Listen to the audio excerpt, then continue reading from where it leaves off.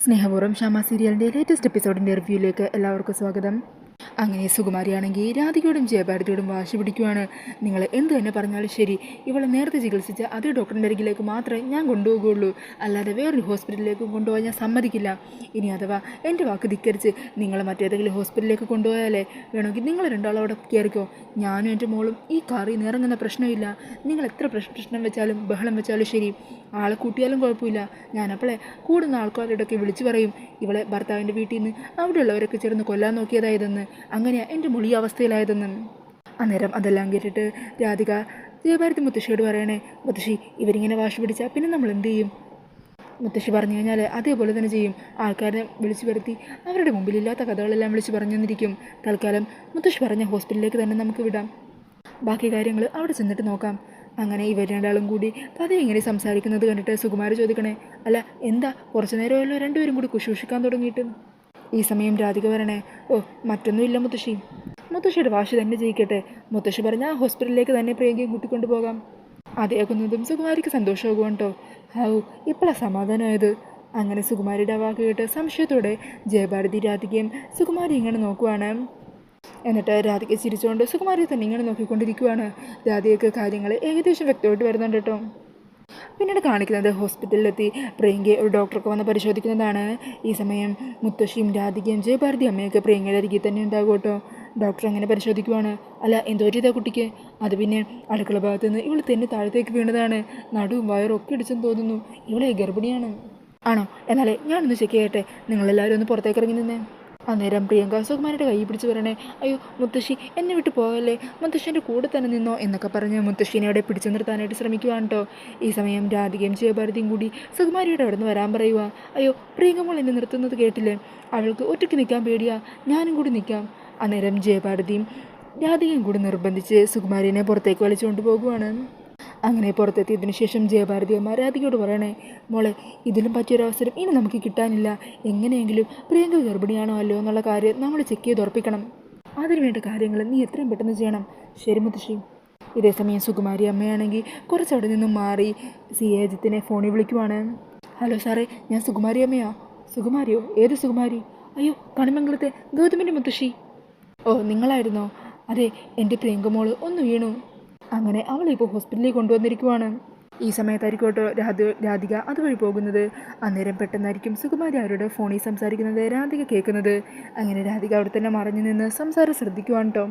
ഈ സമയം സുകുമാരി പറയുന്നുണ്ട്, അന്ന് പ്രിയങ്കയെ പരിശോധിച്ച അതേ ഡോക്ടർ തന്നെയല്ല ഇന്ന് വന്നിരിക്കുന്നതെങ്കിൽ കാര്യങ്ങളെല്ലാം കയ്യിൽ നിന്ന് പോകും, നമ്മുടെ എല്ലാ കള്ളക്കളയും തീരും.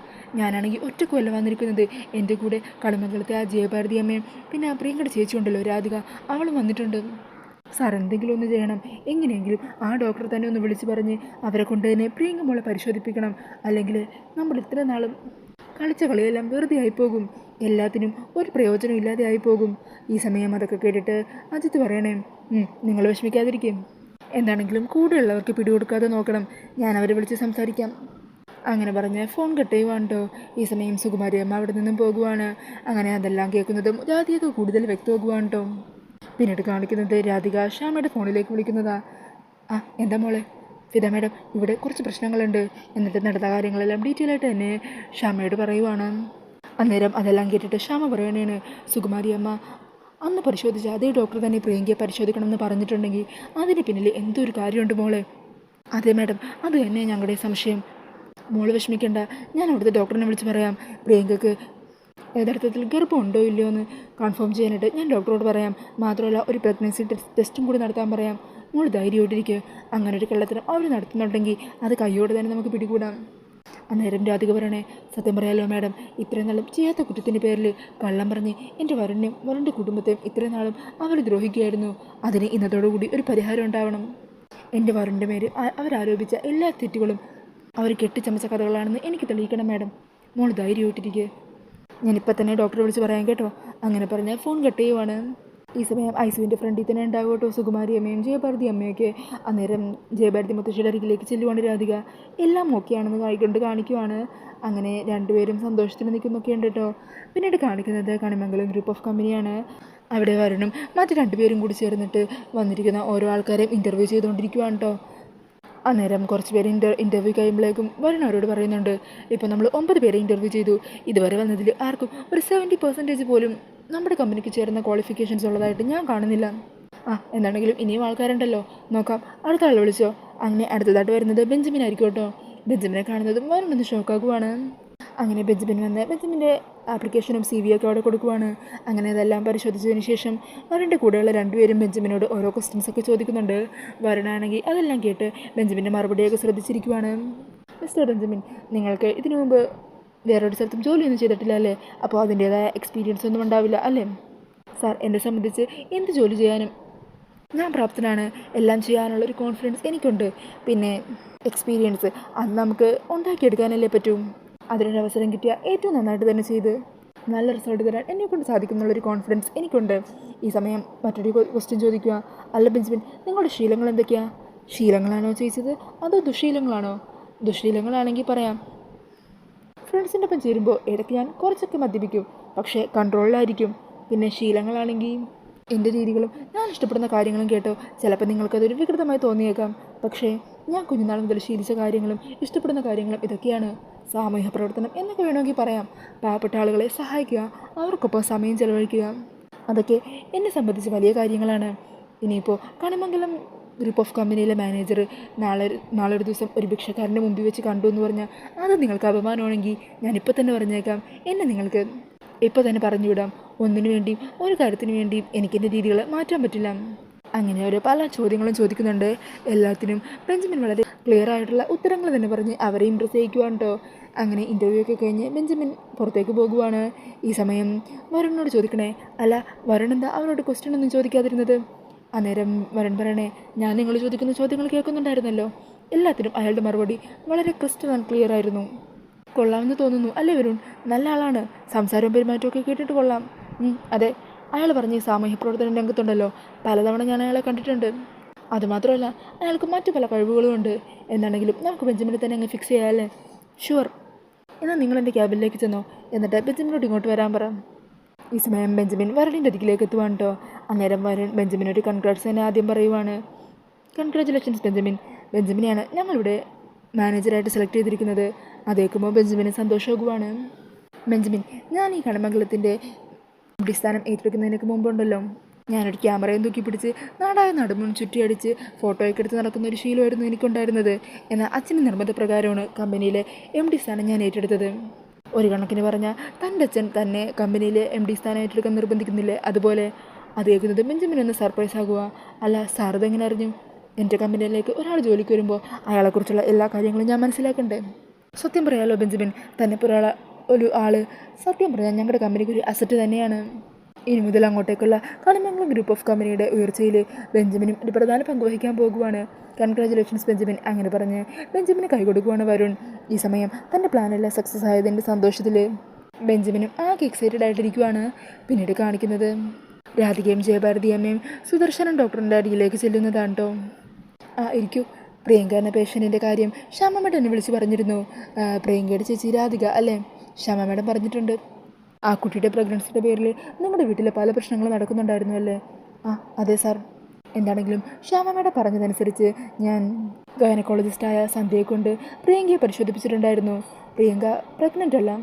സത്യം പറഞ്ഞാൽ ഇന്നത്തെ കാലത്ത് ഒരു പ്രഗ്നൻസി കിറ്റ് ഉപയോഗിച്ച് ആർക്ക് വേണമെങ്കിലും പ്രഗ്നൻസി കൺഫേം ചെയ്യാമല്ലോ.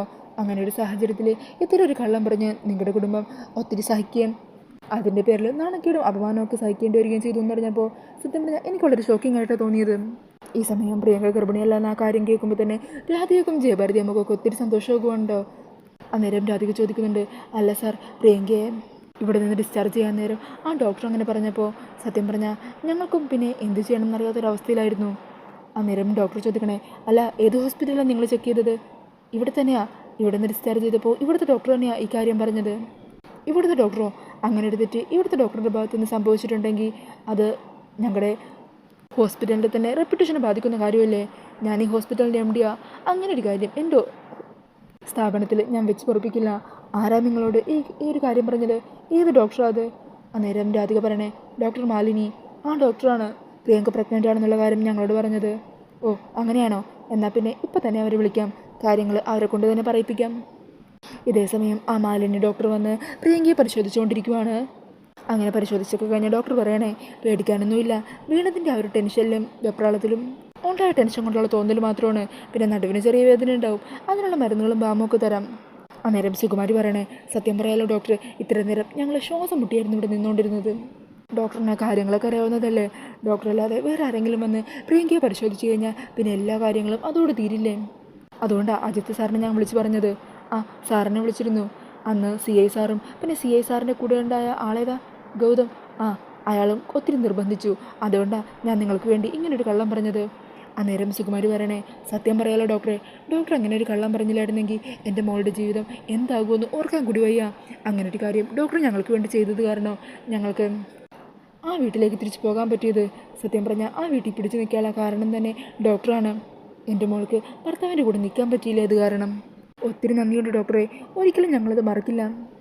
അന്നേരം ആ ഡോക്ടർ പറയണേ സത്യം പറഞ്ഞാൽ ഞാൻ ഇറങ്ങാൻ നിൽക്കുമായിരുന്നു, ആ സമയത്താണ് സാറിൻ്റെ കോൾ വന്നത്. എന്താണെങ്കിലും നിങ്ങൾക്കിപ്പോൾ തന്നെ ഞാൻ ഡിസ്ചാർജ് ചെയ്ത് തരാം. ഇനിയും ഇതിവിടെ അധികം നേരം നിൽക്കുന്നത് ചിലപ്പോൾ റിസ്ക്കാണ്.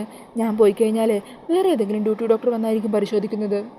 അങ്ങനെ അവർ സംസാരിച്ച് നിൽക്കുന്ന സമയത്തായിരിക്കട്ടെ ഒരു നേഴ്സ് അങ്ങോട്ടേക്ക് വരുന്നത്. ഡോക്ടർ സുധാംശു ഡോക്ടർ വിളിക്കുന്നുണ്ട്. എന്നാൽ ശരി ഞാൻ ചെല്ലട്ടെ. അങ്ങനെ പറഞ്ഞ് ഡോക്ടർ അവിടെ നിന്നും പോകുവാണ്.